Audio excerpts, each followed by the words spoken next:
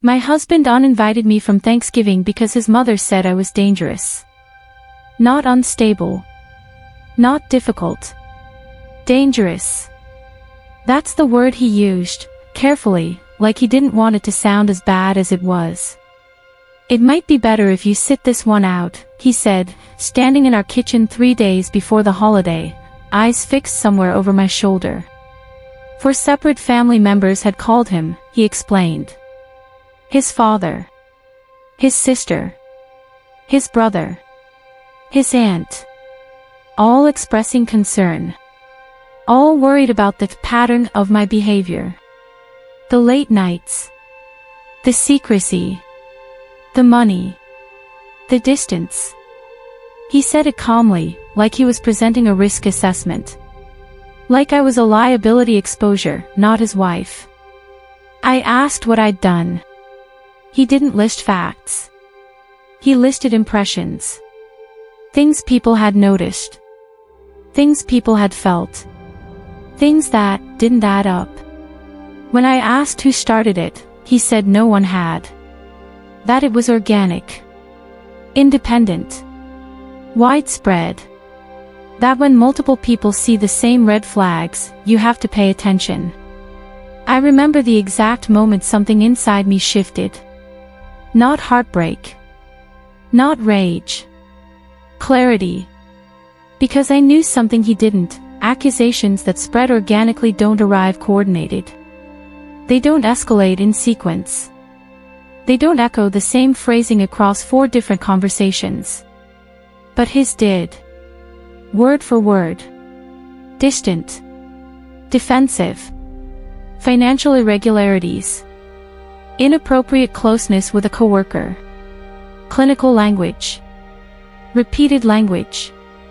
Scripted language. I told him none of it was true. He said he wanted to believe me. That's when I understood he didn't. Not fully. Not anymore. The seed had already been planted. And it hadn't grown randomly. It had been cultivated. Watered. Reinforced. I wasn't being excluded from Thanksgiving because of tension. I was being isolated because someone needed me alone. And whoever started this didn't want a conversation.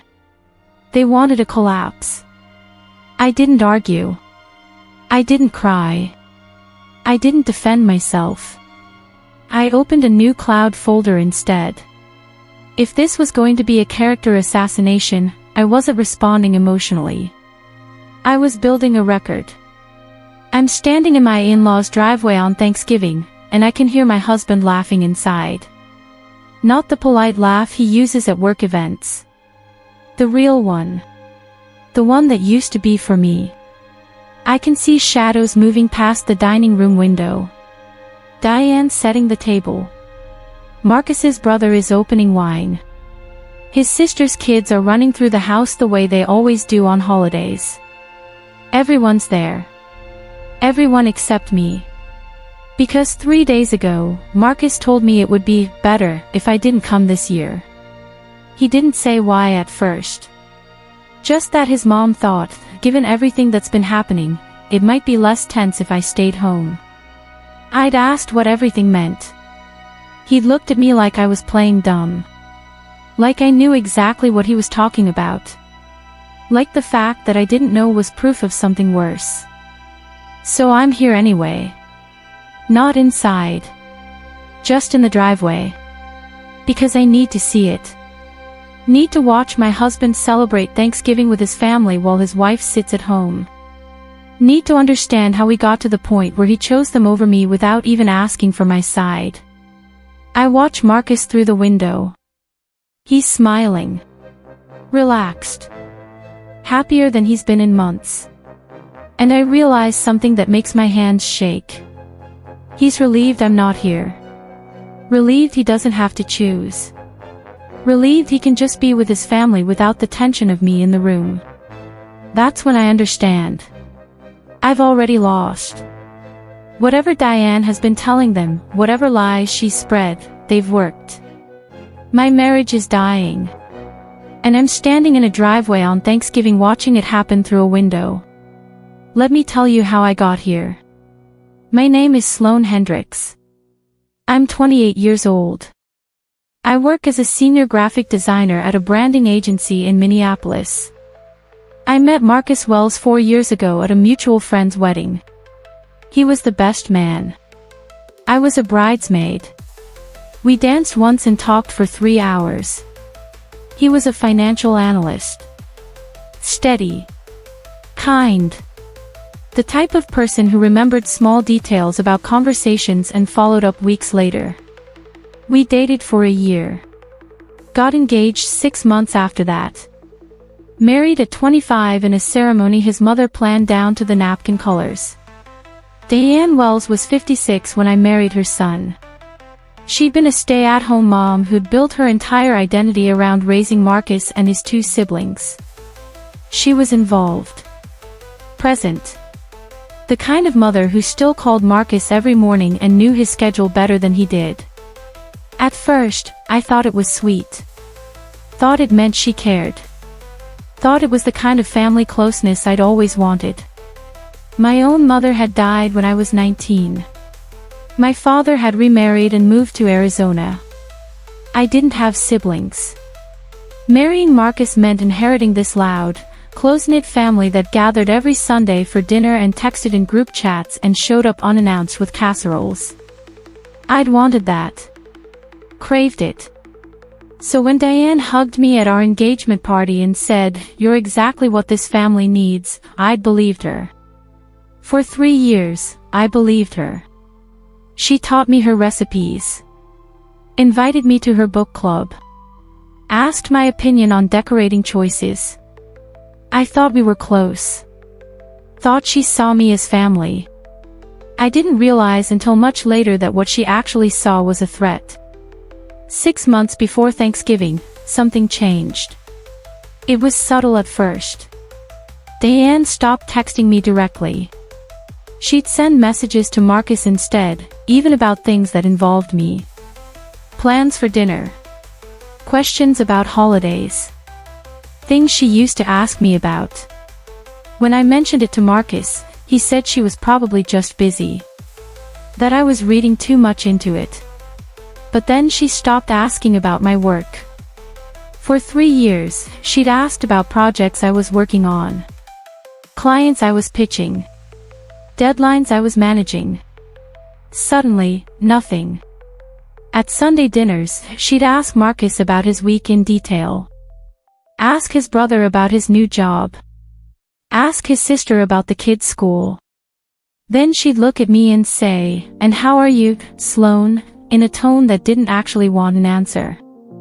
I started noticing she'd rearrange seating at family dinners so I wasn't next to Marcus. She'd put me at the opposite end of the table.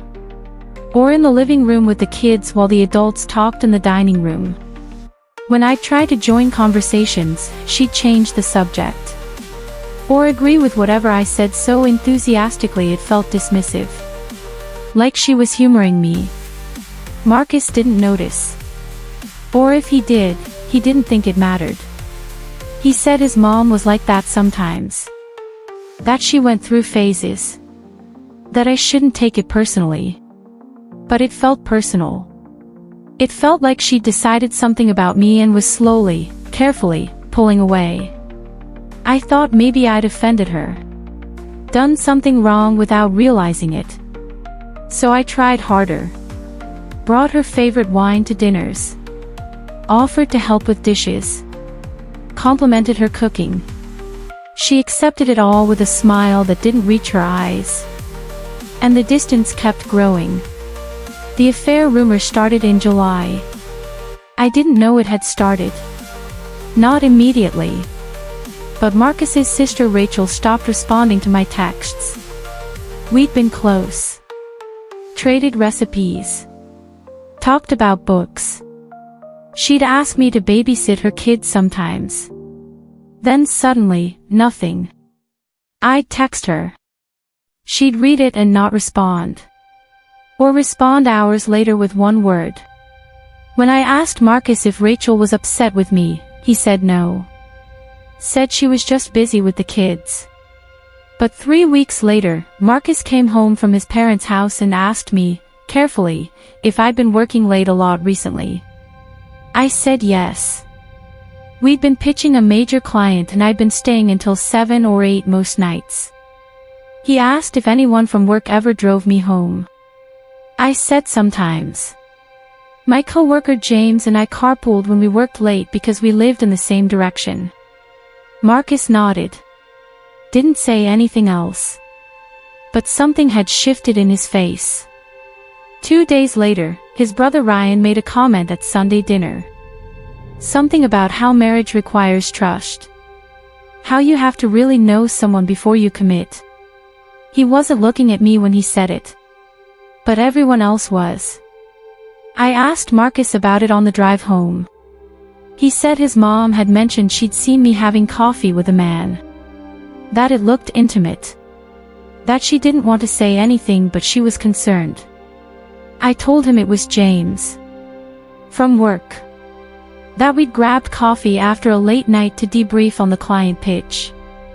Marcus said he knew that. That he'd told his mom that. But there was doubt in his voice. Like he was trying to convince himself. In August, Deanne told Marcus's father that I was spending recklessly. That our joint account was being drained. That Marcus was too trusting to notice. Jack Wells, who'd always been kind to me, started looking at me differently at family gatherings. Started making comments about fiscal responsibility. About how important it was to save for the future. Marcus asked me one night if I'd been buying a lot of things lately. I pulled up our bank account on my laptop. Showed him every transaction from the past 6 months. Groceries. Utilities. Gas. My student loan payment. 1 dinner out per month. Nothing excessive. Nothing reckless. He looked relieved.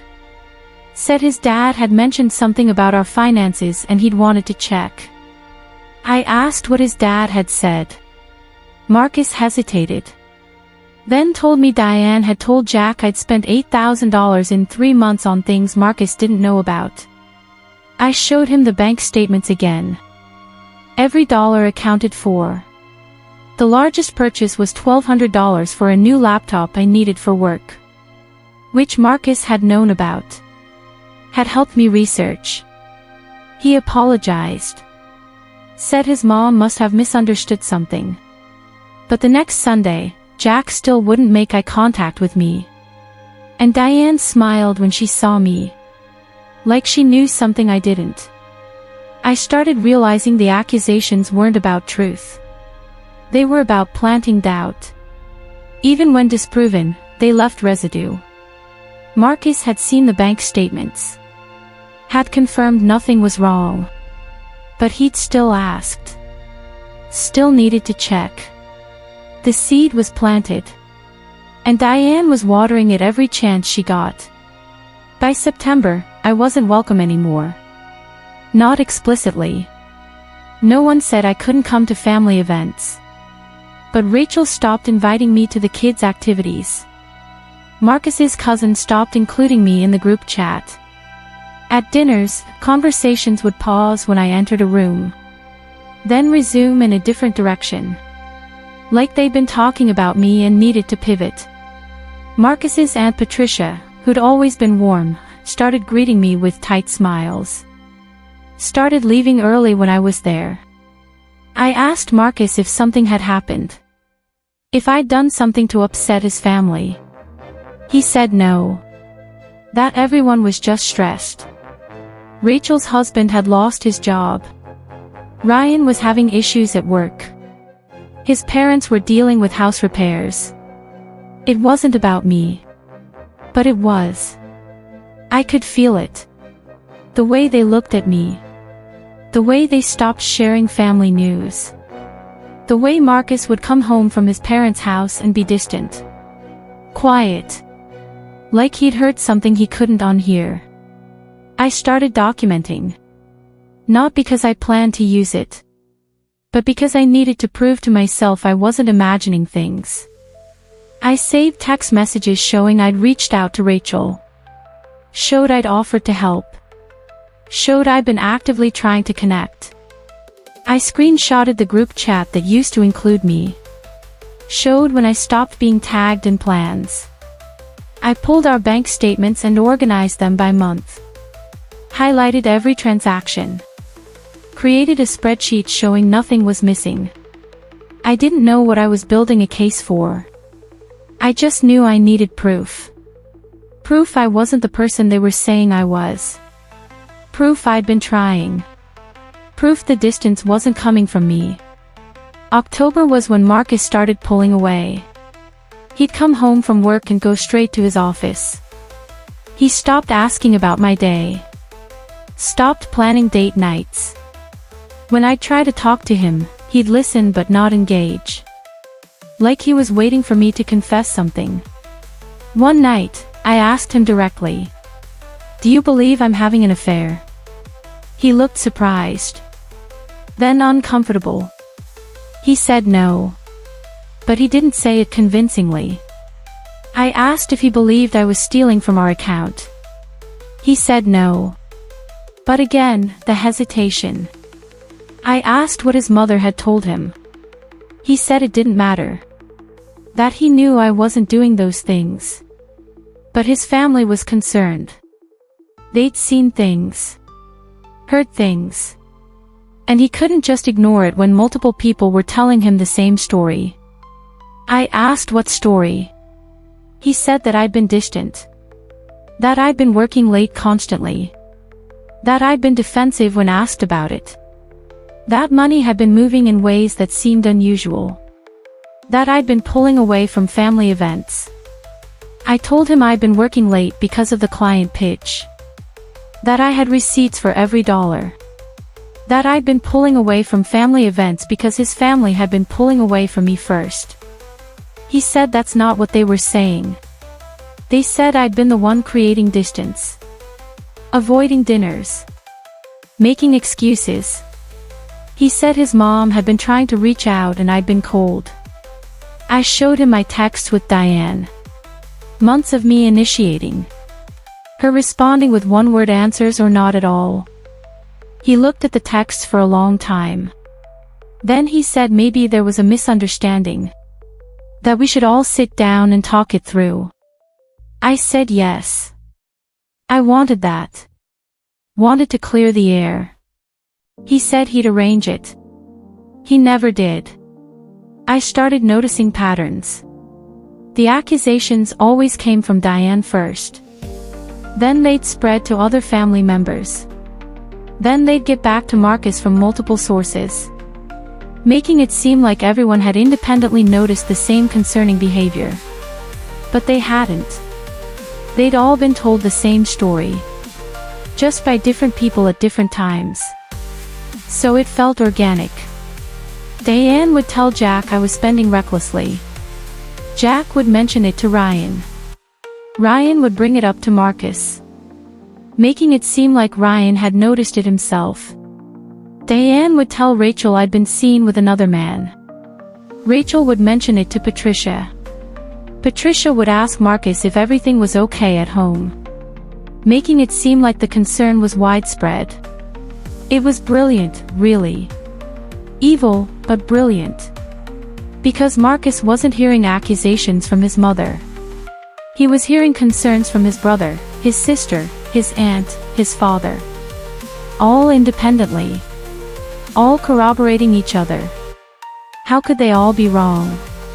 But they weren't independent. They were all downstream from the same source. Diane had weaponized her family. Turned them into messengers who didn't even know they were delivering lies. I couldn't prove it. Not yet. But I knew. I started saving everything. Every text message. Every email. Every receipt. Every bank statement. Every calendar entry showing where I'd been. I created a cloud folder and backed it all up. I didn't know what I'd do with it. But I knew I needed a record. Because at some point, this was going to come to a head. And when it did, I wasn't going to defend myself with words. I was going to defend myself with proof. I pulled my location history from my phone. Google tracks everywhere you go if you have location services on. I'd had it on for years. I downloaded 6 months of data. Every place I'd been. Time-stamped. Mapped. I cross-referenced it with the dates Diane had claimed I was out with someone. Every single time, I'd been exactly where I'd told Marcus I was. At work. At the grocery store. At my friend Kira's house. At the gym. Not one unexplained location. Not one suspicious pattern. I pulled my work calendar. Exported it. Highlighted every late night. Cross-referenced it with email timestamps showing when I'd sent final files to clients. Proving I'd actually been working. Not meeting someone. I pulled our credit card statements. Every purchase. Every merchant. Every amount. Created a spreadsheet categorizing spending. Groceries, $412 per month average. Gas, $180. Utilities, $240.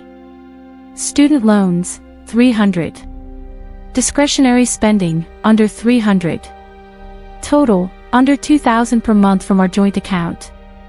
Nowhere near the $8,000 Diane had claimed. I compiled text message logs. Every conversation with Rachel showing me reaching out. Her pulling away. Every message to Marcus's cousin showing me trying to stay connected. Being left on read. Every group chat I'd been removed from. Screenshotted with dates. I organized it all in a folder. Labeled by accusation. Affair, location data, work calendar, witness statements from coworkers. Financial mismanagement, bank statements, credit card records, budget spreadsheet. Isolation, text logs, message screenshots, calendar showing attendance at family events. I didn't tell Marcus. Because at this point, he wasn't asking for proof. He was asking me to explain why everyone was saying the same thing. And you can't explain a coordinated lie when you don't know it's coordinated. By late October, I stopped being invited to anything. Marcus would mention he was going to his parents for Sunday dinner. Wouldn't ask if I was coming. Like it was assumed I wasn't. When I'd say I'd like to go, he'd say maybe it was better to give everyone space. That things were tense. That showing up might make it worse. Rachel's daughter had a birthday party. Marcus went. I wasn't invited. He said Rachel thought it would be too awkward. That the other moms would ask questions. That it was easier if I sat this one out. His father's retirement celebration. Marcus went. I stayed home. He said his mom had specifically asked that I not come. That she didn't want the event to be about our situation. I asked what situation. He couldn't articulate it. Just said everyone was uncomfortable.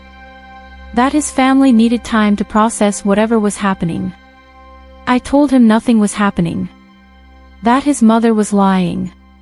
He said that was a serious accusation. That I couldn't just call his mother a liar without proof.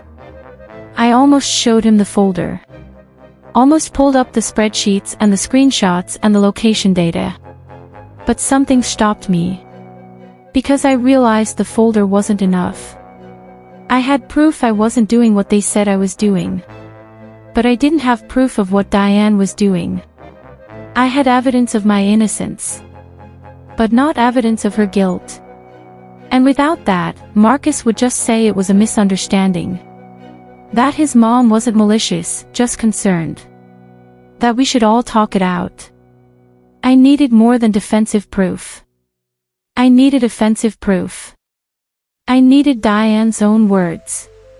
Admitting what she was doing. Admitting it was intentional. I didn't know how I'd get it. But I knew I needed it. November was when our marriage started to break. Marcus stopped touching me. No hand-holding. No kisses goodbye.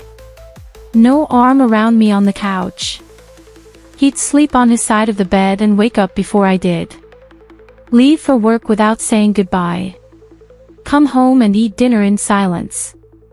I'd try to talk to him. Try to connect. He'd respond in one-word answers. Polite but hollow. One night, I asked him directly, "Do you still love me?"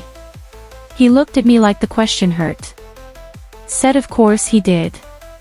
I asked why he felt so far away. He said he didn't know what to believe anymore. That his entire family was telling him things that contradicted what I was saying. That he wanted to believe me, but how could everyone be wrong? I said they weren't wrong. They were lied to. He said by who? I said his mother. He stood up. Said I needed to stop blaming her. That she'd been nothing but kind to me. That accusing her of orchestrating some conspiracy made me sound paranoid. I asked him if he'd ever considered that's exactly what she wanted. For me to sound paranoid. To seem defensive. To look like I was deflecting. He said I was reaching. That families have misunderstandings. That people see things differently. That didn't mean there was some coordinated attack. I asked him why he believed them over me. He said it wasn't about belief. It was about patterns. Multiple people seeing the same concerning behavior. I pulled out my phone. Opened the folder. Started to show him the bank statements. He held up his hand. Said he didn't want to see it. That he was tired of the defensiveness. That if I'd just talked to his family like a normal person instead of building cases against them, maybe things would be different. That was when I realized. It didn't matter what proof I had. Because he'd already decided I was the problem. 3 days before Thanksgiving, Marcus came home and said we needed to talk. He said his mom had called. Asked if I was planning to come to Thanksgiving dinner. He'd said he assumed I was. She'd said maybe it would be better if I didn't. That the family needed time together without the tension I brought. That it wasn't fair to everyone else to force them to pretend everything was fine when it clearly wasn't. Marcus said he told her that was ridiculous. That I was his wife and of course I was coming. But then his dad had called. Said the same thing. Then Rachel. Then Ryan. All of them saying it would be easier if I stayed home. That they wanted to enjoy the holiday. That my presence would make everyone uncomfortable. Marcus said he'd fought it at first. But 4 people had called. 4 separate people who all felt the same way. And he was starting to think maybe they had a point. That maybe I should sit this one out. Let everyone cool down. We could do our own Thanksgiving. Just the 2 of us. I asked him if he understood what he was saying. That he was uninviting his wife from Thanksgiving because his mother told him to. He said it wasn't like that. That it was a group decision. That everyone felt this way. I asked if he'd ever considered that they all felt the same way because they were all getting their information from the same person. He said I was doing it again. Making his mom the villain.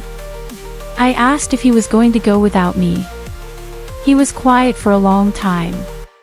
Then he said yes. He thought he should. That his family needed him. That they were going through a lot. I asked what they were going through. He couldn't answer. Just said things were hard right now. That was when I understood. I was being erased. Slowly, methodically, completely. And my husband was letting it happen. So I did something I swore I wouldn't do. I got in my car. Drove to his parents' house on Thanksgiving. And stood in the driveway. Watching my husband celebrate without me. I was still standing there when my phone buzzed. A text from Cara, Marcus's youngest sister. She was 24. The only one who'd stayed neutral through all of this. Never pulled away, but never took sides either. The text said, "Call me when you can."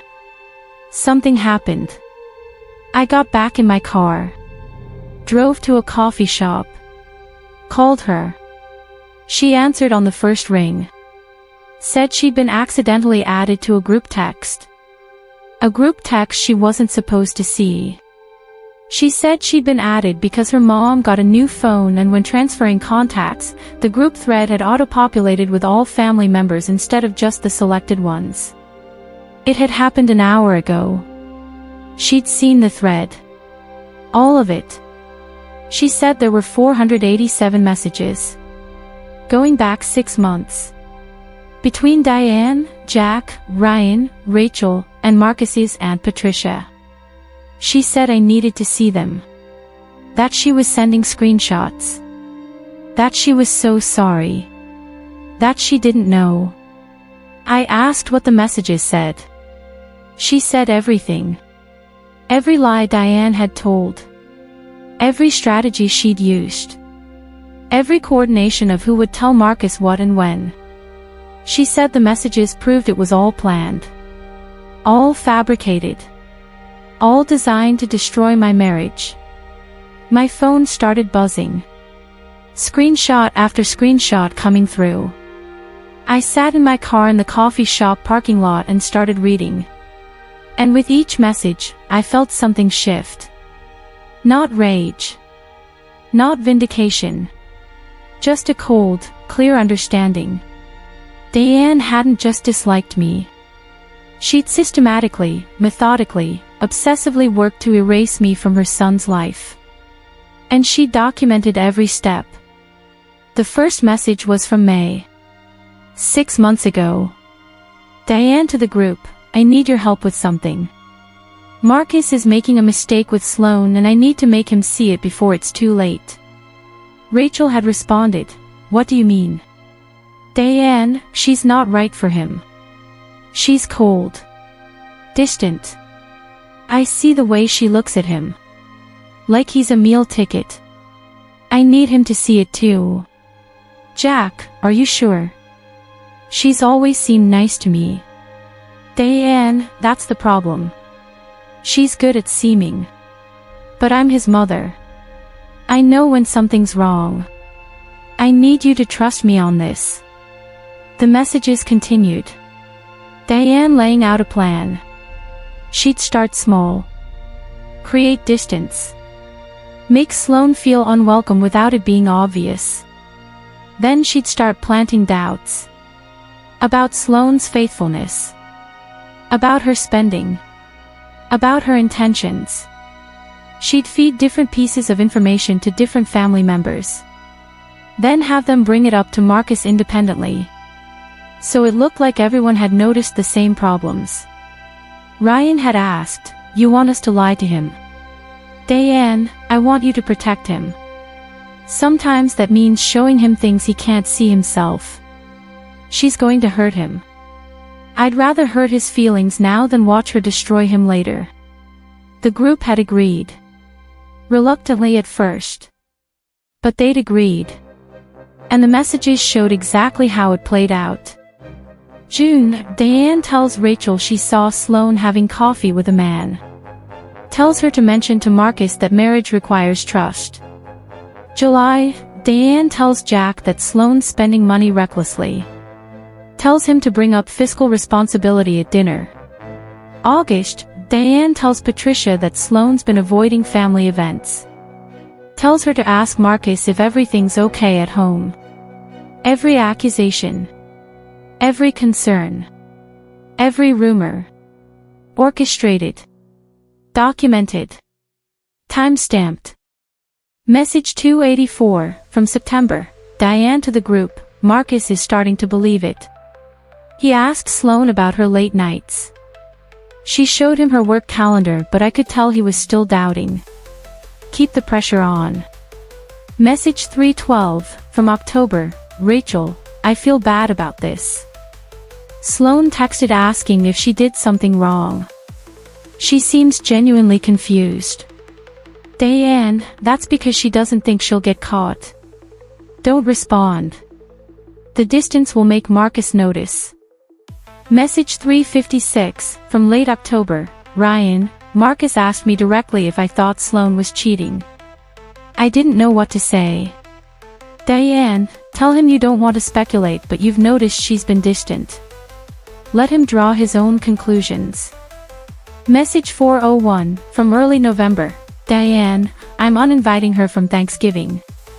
Jack, you need to call Marcus and say you think it's a good idea. Ryan and Rachel, do the same. If it comes from all of us, he won't fight it. Jack, are you sure? This is his wife.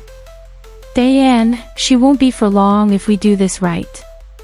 Message 438, from 3 days ago. Diane, he agreed.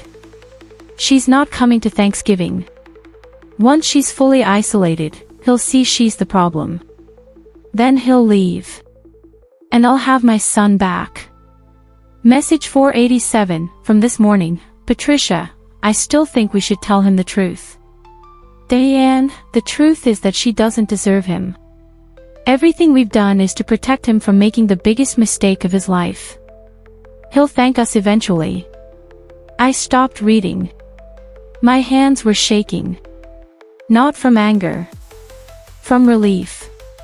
Because I had it. The proof I needed. Not proof I was innocent. Proof she was guilty. In her own words. Admitting everything. I didn't call him. Didn't text an explanation. Just forwarded all 487 screenshots to Marcus. Hit send. Watched the messages go from delivered to read. Then I turned my phone off. Went home. Sat in the dark. I didn't know what would happen next. Didn't know if he'd believe them.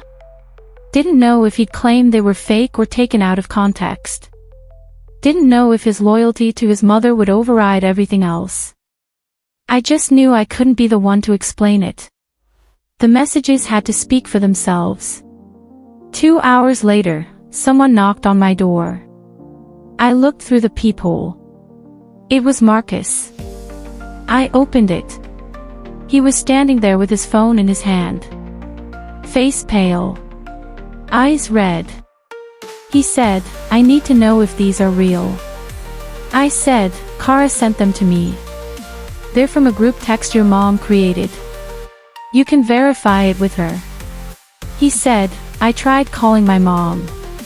She didn't answer. I said, what do you want from me? He said, I don't know. I don't know anything anymore. I asked if he'd read all of them. He nodded. I asked if he understood what they meant. He said yes. He understood that his mother had orchestrated everything. That his family had helped. That I'd been telling the truth the whole time. That he'd chosen them over me. And that he didn't know how to come back from that. I said I didn't know either. He asked if he could come in. I said no. Not yet. That I needed him to do something first. He asked what? I said, call a family meeting. Show them what you found. Make them answer for it. He said, you want me to confront them? I said, I want you to choose me. For once. Publicly. In front of the people who tried to destroy us. He was quiet for a long time. Then he said, okay. And he left. Marcus called his mother from our driveway. I could hear him through the window. He said there was an emergency family meeting. Tonight. At their house. Everyone needed to be there. Diane asked what it was about. Marcus said she'd find out when everyone arrived. She said Thanksgiving wasn't over yet. That people were still there. That this could wait. Marcus said no. It couldn't. That if she wanted any relationship with him going forward, she'd make sure everyone was in the living room in 1 hour. Then he hung up. He sat in his car for 20 minutes. Then he came back to the door.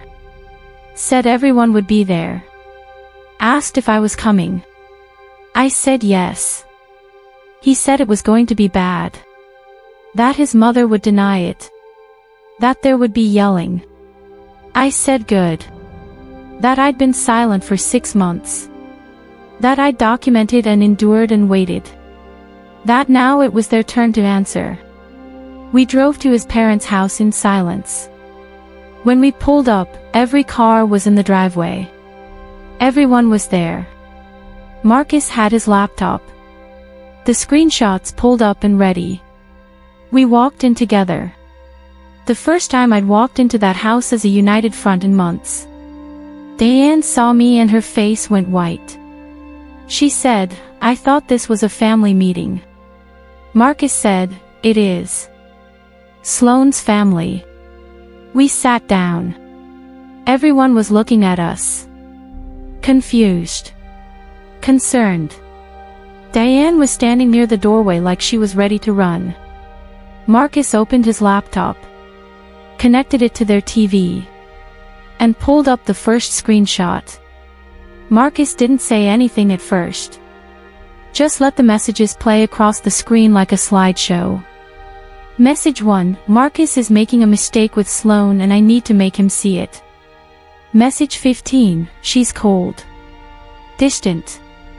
I need you to trust me on this. Message 47, feed different pieces of information to different people so it looks organic. Message 112, tell Marcus you've noticed she's been distant. Message 284. He's starting to believe it. Keep the pressure on. The room was silent. Rachel's hand was over her mouth. Ryan was staring at the screen. Jack's face was red. Patricia looked like she was going to be sick. Diane was frozen. Just standing there watching her own words projected on the wall. Message 356, tell him you don't want to speculate but you've noticed she's been distant. Message 401, I'm uninviting her from Thanksgiving. Message 438, once she's fully isolated, he'll see she's the problem. Then he'll leave. And I'll have my son back. Message 487, everything we've done is to protect him from making the biggest mistake of his life. Marcus let the last message sit on the screen. Then he turned to face his mother. And he said, explain. Diane said, where did you get those? Marcus said, Cara was added to the group text by accident. She sent them to Sloane. Sloane sent them to me. Now explain. Diane said, those are private messages. Taken out of context. Marcus said, what context makes it she won't be his wife for long if we do this right acceptable? Diane didn't answer. Rachel said, Mom. Did you make all of this up? Diane said, I was protecting him. Ryan said, from what? Diane said, from her. Jack stood up. Said, you told me she was stealing from them. You showed me bank statements. Diane said, I showed you patterns. Jack said, you lied to me. You made me confront my son about his wife stealing. And it was all a lie. Marcus pulled up another screenshot. Message 178, Jack believes the financial story. I told him she'd spent $8,000 in 3 months. He didn't ask for proof. Jack's face went gray. He looked at me. Said, you never stole anything. I said, no. I have every bank statement from the past year if you want to see them. He said, I'm sorry. Diane said, don't apologize to her. She's trying to turn you all against me. Rachel said, Mom. You turned us against her. With lies. Diane said, they weren't lies. They were concerns. Based on what I saw. Marcus pulled up another message. Message 203, none of it needs to be true. It just needs to sound believable. The room went silent. Cara started crying. Ryan said, Jesus, Mom. Diane said, you don't understand. She was taking him away from me. He stopped calling every day. Stopped asking my opinion. Stopped needing me. She was replacing me. Marcus said, she's my wife. She's supposed to be my priority. Diane said, I'm your mother. Marcus said, and you tried to destroy my marriage. Diane said, I tried to save you. Marcus said, from what? From being happy. From having a partner. From building a life that didn't revolve around you. Diane said, that's not fair. Marcus said, you want to talk about fair? You told my whole family my wife was cheating on me. You coordinated 4 people to call me and uninvite her from Thanksgiving. You spent 6 months systematically isolating her. And you documented all of it. In your own words. He pulled up message 487 again. Everything we've done is to protect him. Marcus said, this isn't protection. This is poison. Diane tried one more angle.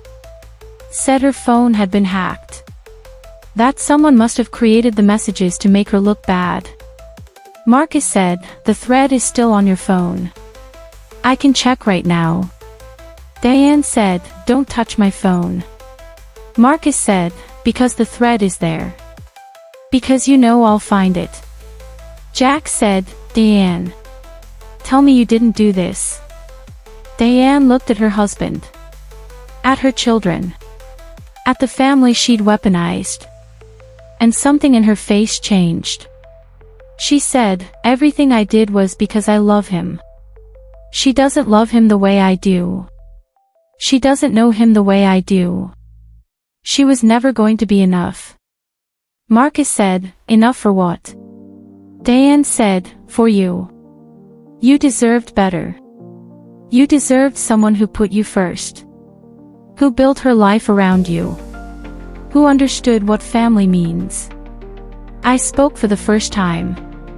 I said, you mean someone like you? Diane looked at me. Said, yes. I said, you wanted him to marry a version of you.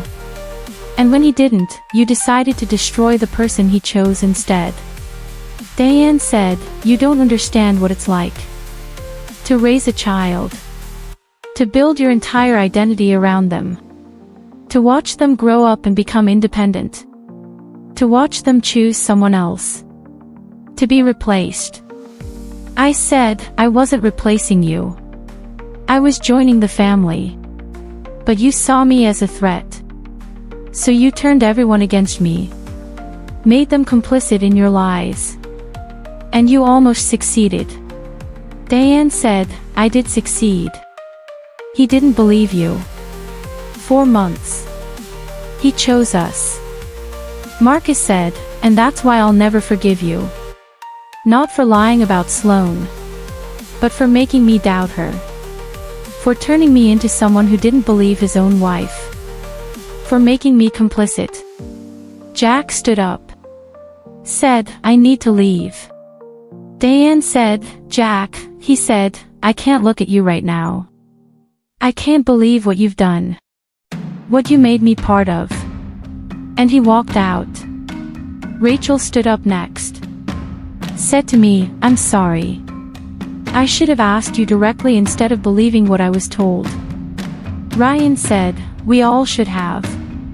Patricia said, I knew something felt wrong. I should have pushed back.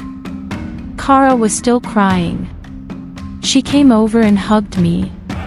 Said, I'm so sorry I didn't see it sooner. One by one, they apologized. Not to Diane. To me. Then they left. Until it was just Marcus, me, and Diane. Diane said, you're really going to let them leave? Let them turn on me? Marcus said, you turned them into liars. You made them complicit in destroying my marriage. This is the consequence. Diane said, I'm your mother. Marcus said, and you're no longer part of my life.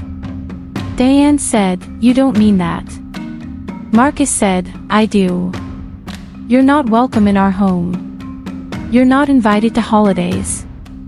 When Sloane and I have children, you won't meet them. You made your choice. Now you live with it." Diane said, "You can't keep me from my grandchildren." Marcus said, "Watch me." We left. Diane was still standing in her living room. Alone. Surrounded by the family she'd manipulated and lost. Jack moved into a hotel that night. Filed for separation 2 weeks later. Said he couldn't stay married to someone who'd do what Diane did. Rachel and Ryan called regularly. Apologized repeatedly. Asked what they could do to rebuild trust. Patricia sent flowers. A card. An offer to meet for coffee whenever I was ready. Kara became one of my closest friends. She said she'd always felt like something was off. That finding that group text confirmed what she'd suspected.